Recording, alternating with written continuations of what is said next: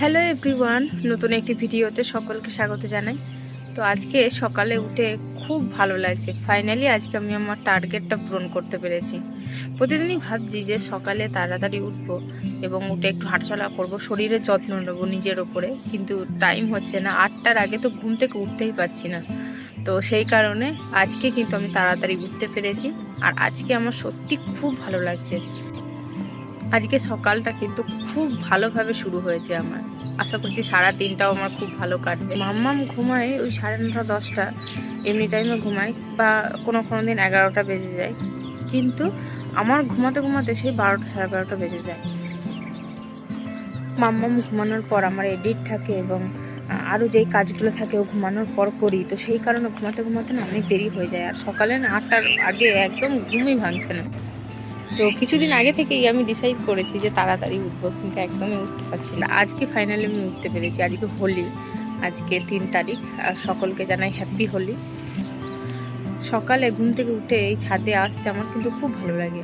এত ভালো একটা ওয়েদার না, মানে এই হাঁটাচলা করতে, তারপর সকালটা এত ফ্রেশ লাগে যদি আমি একটু ছাদে ঘোরাফেরা করি, হাঁটাহাঁটি করি, তো খুব ভালো লাগে সকালে ঘুম থেকে উঠে যদি ছাদে আসি।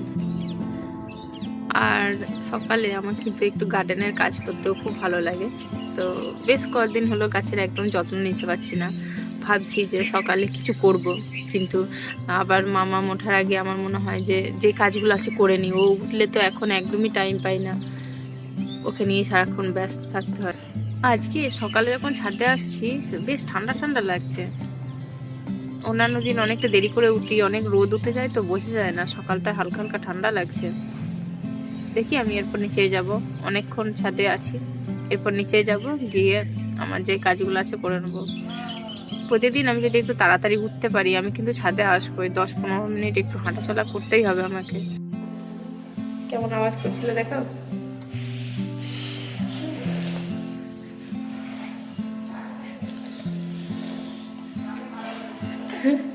মাম্মা ঘুম থেকে উঠে এইভাবে আওয়াজ করছে, করো করো।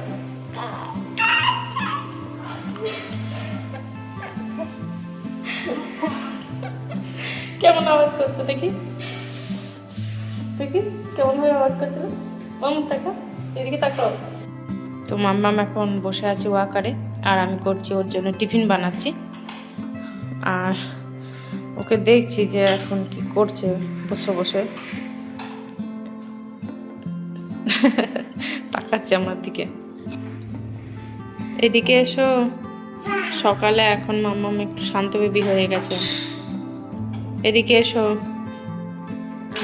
রান্নাঘরে টিফিন বানাচ্ছি ওর জন্য, আরও এখানে ওয়াকারে খেলছে। তো সবসময় আমি ওকে দেখি, ওখান থেকে দেখা যাবে কি করছে।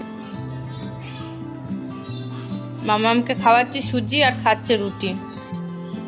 ওর জন্য সুজি করেছি, আর আমি রুটি খাচ্ছি, আর আমি রুটি খাচ্ছি, রুটিটা কেড়ে নিয়ে ও খাচ্ছে নিজের সুজি না খেয়ে।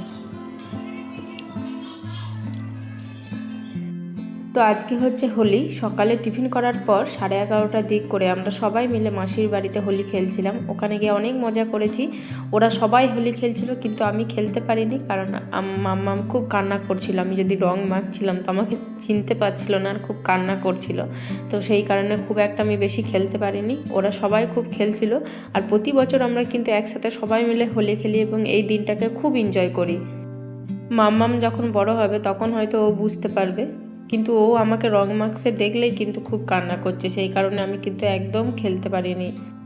আর ওকেও কিন্তু বেশি রং মাখায়নি, ওকে চান টান করিয়ে নিয়ে গিয়েছিলাম মাসির বাড়ি, কারণ ও তো রং খেলবে না। আর 1টা-1:30টার সময় যদি ও চান করে তাহলে কিন্তু ওর ঠান্ডা লেগে যাবে। সেই কারণে আমি ওকে চান টান করিয়ে নিয়ে গিয়েছিলাম, আর আমি পরে চান করেছি এসে পরে।